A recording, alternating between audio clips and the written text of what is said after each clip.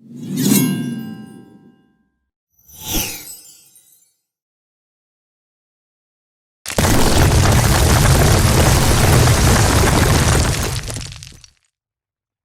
everyone, welcome back to another Project Zomboid on Point in West Point.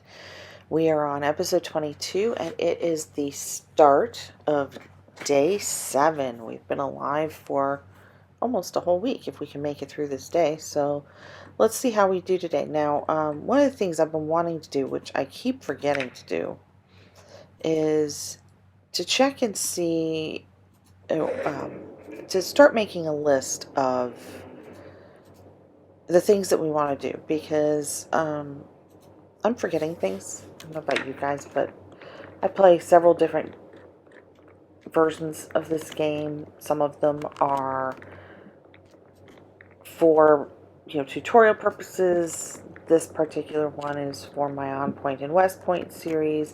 And then of course I have my own game that I play just for fun. And a lot of times what I'll do is I'll play in a particular area for a while before I start framing in my head the way I want the series for that area to go. I've been doing a bunch of stuff in Riverside. I've played in Rosewood. I've played here in West Point a great deal, and I think the next series after this one will be Muldrug, and we'll see how that goes. So my current game is in Muldrug, and I'm having a lot of fun with it. But one of the things that I notice is because I'm running so many games, I have a tendency to get confused and to forget what I'm doing in which game. And one of the easiest ways to fix that is to keep a list, and rather than keep it outside the game where I can't really remember which file it's in, or I have to go in and out of my file system in order to put my list together or look at my list, then I have to overlay it over the screen to show you guys what we're working on. I've decided to use one of the built-in functions that comes with the game, and that's the fact that there are pieces of paper and notebooks all over the world, and each one of them can be written in. And I didn't know if you guys knew that, so I thought I would show that to you, and then we would get started on some of the things that still need to be done.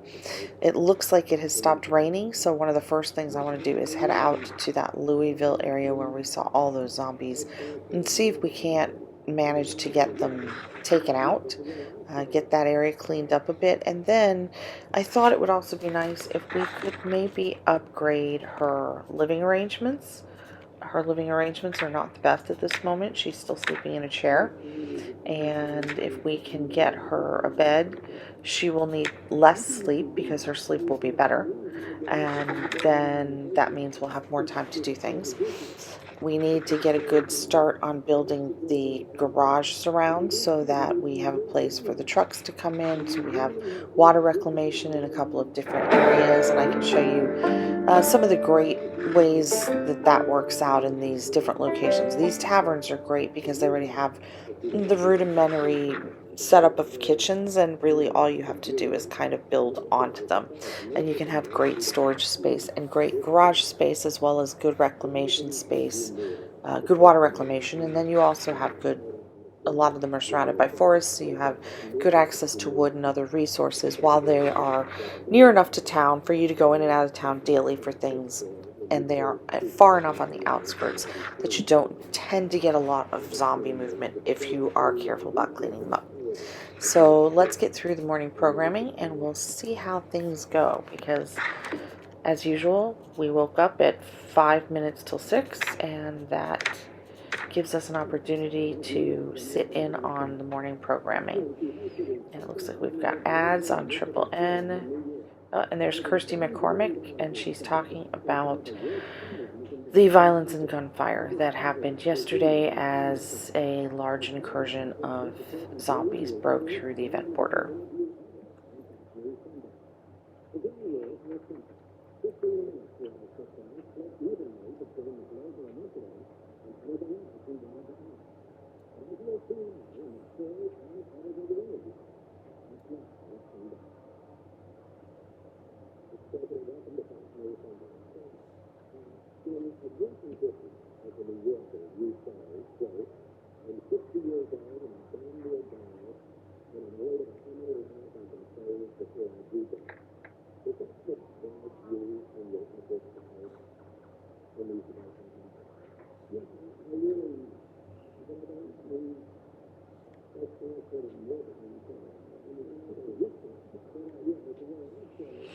Alright, so not much new, although the military has pulled back and it looks like they're heading further north.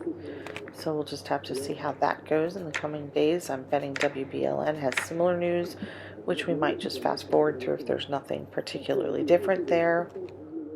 Oh, they've lost contact with their event boundary news team, which we knew Richard, I think his name was Richard Griffith, had gotten bitten, and they were being involved in the fighting of the zombies the last time we read their broadcast, so hopefully,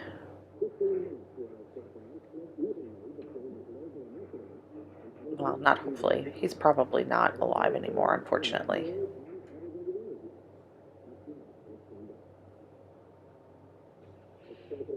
Different perspective on the same thing with the military pulling back and people walking and the military escorting them as they move.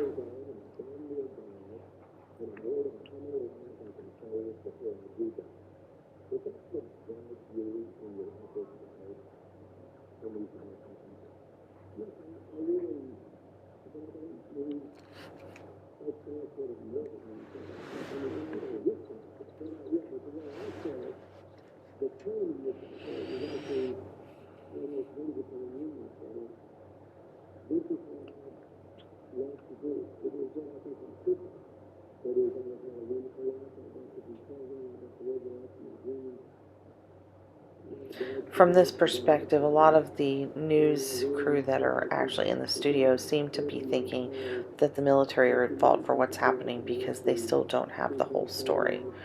And it's interesting to hear or read the different perspectives that are going on behind the scenes here. Let's see if there's anything on Turbo. And there is. We'll just fast forward through this, let her get a little bit of boredom reduction. And then we'll see if there's anything going on pause for the same reason. And it looks like no. Okay. Alright, we don't have to worry about power at this point, so we can just leave the TV on. And I already checked to see if there was anything going on outside. It didn't seem that there was, so let's grab something to eat and something to drink, and we'll head out of here for that border in Louisville where we saw the big group of zombies. I thought I had a ham in here somewhere, or a thing of bologna, but it's looking like no. Well, that's depressing. Okay, so we'll have to come back and we'll have to make some food later on, or we'll have to do more searching for more fresh food before we have a problem with the power going out. So a couple different things on our list for today. Let's take the run out to Louisville while the weather is good, see if we can kill off that big cluster of zombies, hopefully without dying ourselves. And then we'll come back and we will try to get some more fresh food in. We will see if we can upgrade her area, and we'll start taking down some of these trees for wood. It's really going to be tough without a big truck to help us, but unfortunately we still haven't found one that we can actually break into, and without working on mechanics, that's not going to happen anytime soon. So the nice thing about those gigantic flatbed trucks is that you can move a lot of wood with them, and that's exactly what you want when you're trying to get your carpentry up in a efficient manner.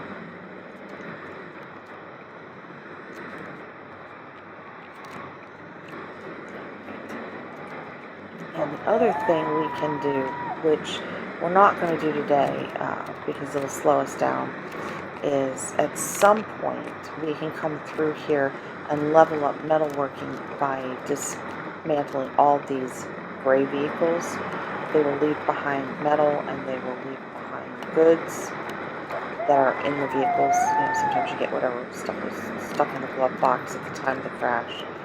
And that helps to level our metalworking a lot and very efficiently. But we don't want to do that until we've actually had the chance to read the metalworking book. And that's the next book on our list. So it's not imperative, but it will help, especially since we want to be able to repair the tanks on the water and gasoline trucks, and we need a metalworking of 6 in order to be able to do those things. So we have plenty of things to work on, and I would normally just bypass zombie hunting, but in this case we had quite a few that were in a big cluster, and they'll create a lot of havoc in the surrounding area, and we're not going to get out here again for a while, so I would prefer to see if we can't clear the area so that by the time we come out again and there's been a bit of respawn, it's not going to be added to a big cluster of zombies that we left out here to start with. It's always better to try to get these groups early on rather than later, because they start banding up together, and even if you've got them set up to group in small groups like this, 4 or 5, what happens is this group of 4 or 5 travels and it meets up with another group of 4 or 5, and pretty soon what you have is a group of 20, and then that group of 20 will meet up with another group, and eventually you've got an area that you really can't clear. And especially not if you're on foot the way I tend to fight. So it's better to just plan ahead, especially if you know you're not going to be out in an area for a while. You know, go in and take out big clusters, and that way you have some time before the next respawn to go do some other things. And try not to hit them with your vehicle like I just did, because that actually damages your vehicle.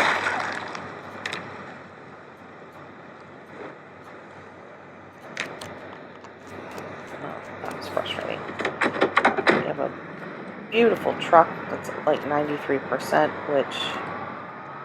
Why is she hungry again? I fed her.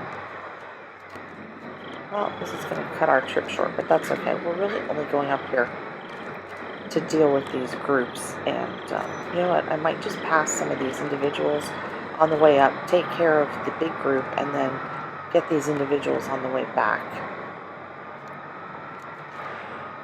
And that way hopefully we'll be a bit more efficient than kind of going up and saying a prayer that we take out these individuals and it takes us so long to do, and then we come back and, you know, more of them have spread into the room and we have to fight again. Because they do settle in the surrounding woods, and then when they hear violence, they're attracted to the violence, which is another reason why I don't usually favor gunfire over hand-to-hand. Anyway. Alright, if I'm not mistaken... Oof, darn it. The big group should be coming up around the bend here somewhere. We've got quite a few clustered here. There it is. Alright, let's go past this, because they're all going to start heading in the direction of the car. Let's get rid of these guys ahead of us first, so that these guys can't come in from behind.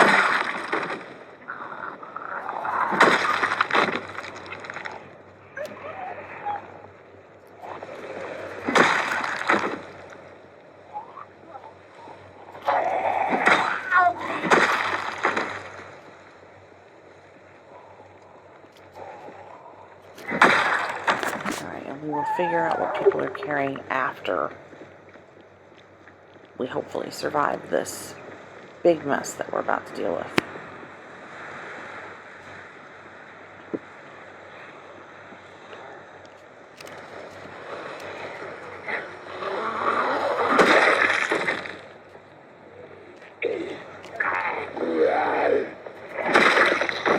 I saw some over this way. Let's get these guys so they can't come around from behind us.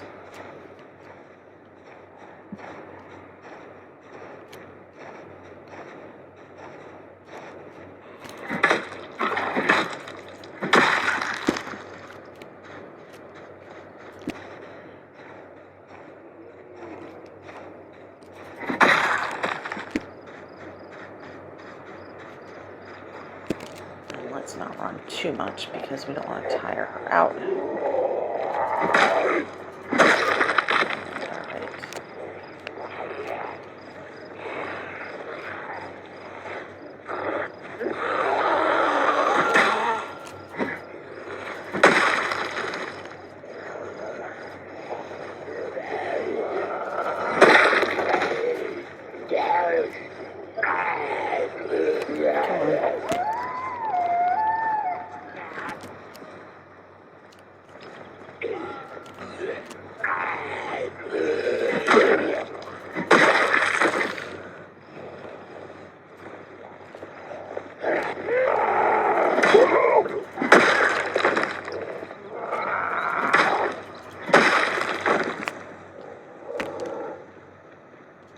Is that all of them? I really thought this group was bigger than that. Well, here's 2 or 3 that didn't get pulled with the rest of them.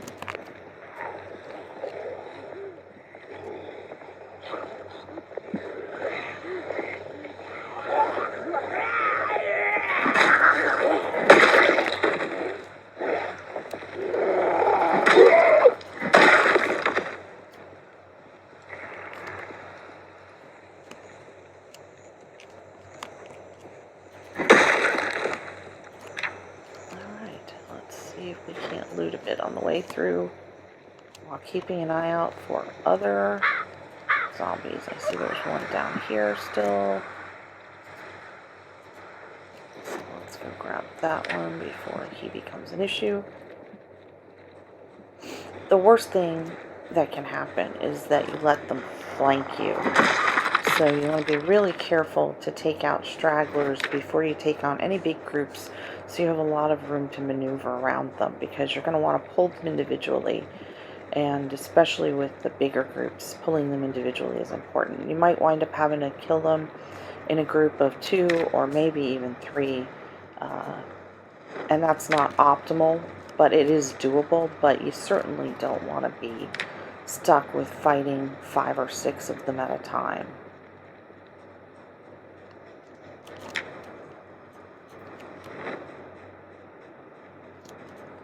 And while you're moving around, don't forget to use your aiming reticule to have a look and see if there are many zombies moving around you. And actually, there seems to be a parking lot here. Let's run over here really quick and have a look at any vehicles in this lot, because we are still looking. Oh, there's a water truck. We are still looking for a Humvee. We're still looking for Humvee. That looks like a key right there. And it is. We're going to take that. But that's probably just to that Chevy 9L right there. We're still looking for a Humvee. We're still looking for a flatbed. And we might get lucky and find them in the more urban areas. Oh, no key, but a pair of purple socks. We'll take those.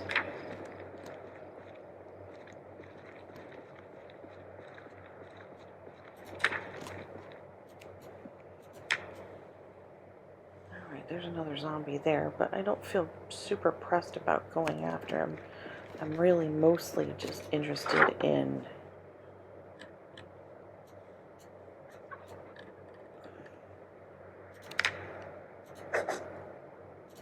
marking down this water truck and getting out of here again.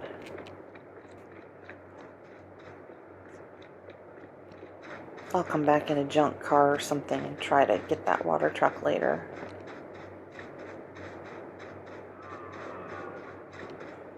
Alright, did we loot everybody up here? I got these guys. Yeah, there's the guy with the stake. I'm pretty sure I got this one, because that's what caused me to go looking at the parking lot. know I didn't get these two because there's the cop up there. And then we gotta go back to the road and finish cleaning up the road. I'll take that. Take these. It's got a nightstick on them, but I don't really like the nightstick as a weapon. It's too short range. I prefer using something like a spear or a pick or the baseball bat as my favorite weapon, especially since once you get your carpentry up, it becomes easily renewable. Not so much in the beginning. In the beginning, you're going to want to hunt bars of all places, because a lot of times the bar owners will have baseball bats behind the bar to break up fights and things. Oh, let's turn the alarm off on that. And you'll want to look for sporting goods stores in the beginning until you can get your carpentry high enough to make your own baseball bats. Oh, and it's a good thing I came up here. I forgot this guy had a backpack. Okay. New camera, a wristwatch, a backpack, and a pair of boots that are 100%, and those camo pants are not, so we'll let them go. Alright, so we're going to travel up the road here a bit more, and we're going to see if there are any more zombies, and we'll do that in the next episode. I hope you guys enjoyed this little interlude onto the highway. See you soon.